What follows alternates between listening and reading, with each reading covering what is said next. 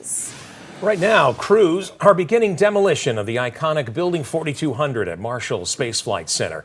It served as the office of center directors, beginning with Wernher von Braun in the early 1960s. WAAY 31's Matt Kroschel tells us more about the building's place in the history of American spaceflight. Well, NASA's history here in the Rocket City runs deep, and Building 4200 represents decades of that history right here in Huntsville. Its days were numbered, and just learned today that demolition starts, so I'm a little bit saddened by that. Bill Kilpatrick used to work inside Building 4200 when he was with NASA. Now retired, he tells the space story to visitors at the U.S. Space and Rocket Center. There's a lot of history.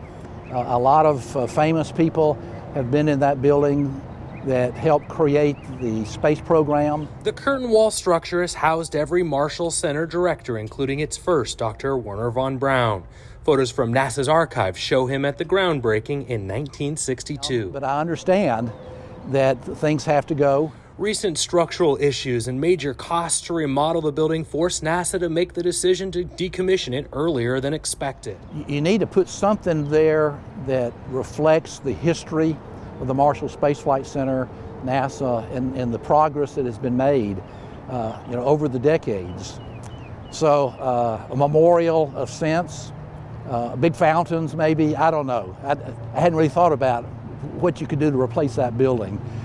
And as that old saying goes, if those walls could talk. But Marshall will always be the centerpiece in Huntsville.